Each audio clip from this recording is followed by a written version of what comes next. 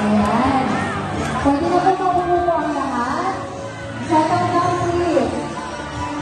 Everybody settle down for our opening ceremony. Ayan. Para po sa mga bagong membros ng Extra One Movement. So, settle down everybody.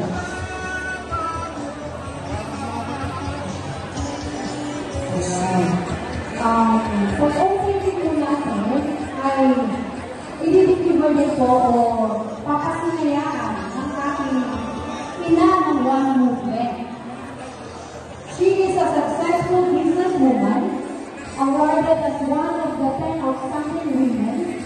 She managed the V-World Commercial Trading Corporation, awarded as Ambassador for Goodwill, awarded as Empowered Woman 2023. Let us all welcome our Deputy Chairperson of One Movement, no other than Dr.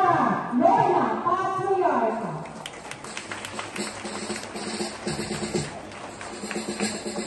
Good morning! Masaya na po, di ba? Dito ng ating Mayor Mara. Okay? Napakinggan na po natin bago po natin mag-taking. Napakinggan na po natin ang ating 6-over na natin program. Tapos po na district leader po, nakikihan po natin para sabihan po natin siya kung saan sa ating 6-over na natin.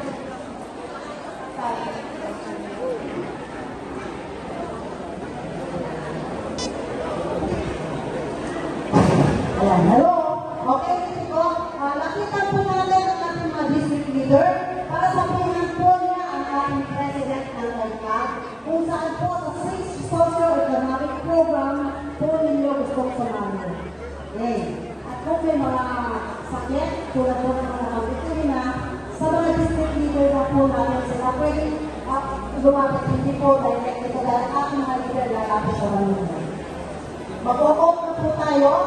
Sana po maintindihan natin na ang pagbuong sa organization ay ang hindi po kung ano lang po ating makukuha sa pagbuong organization na po. Kundi kung ano rin po ating may-share. Once na pumirma na po kayo sa of allegiance, ibig sabihin commitment po ito. May commitment na po kayo sa One Movement.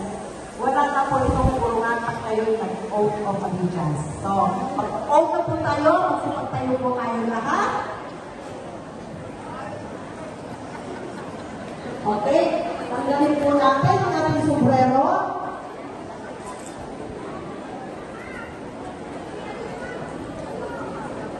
Itaas po natin ang ating kanang kamay at sumunod po sa akin.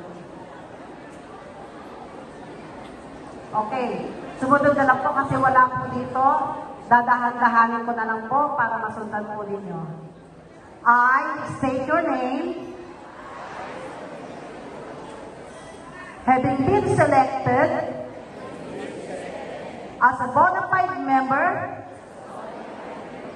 of the One Movement, Inc., OMI, do hereby solemnly swear that I will conscientiously and faithfully discharge to the best of my ability the duties and responsibilities entailed in my membership. I promise to uphold and defend One Movement Inc.'s Constitution and bylaws. I promise to always bear true faith and allegiance to the same, to obey and enforce the OMI's laws, rules, and regulations. I promise to actively participate and support all OMI's activities and programs, including those that shall be adopted to benefit the OMI in general and the members in particular. I promise to impose this obligation upon myself voluntarily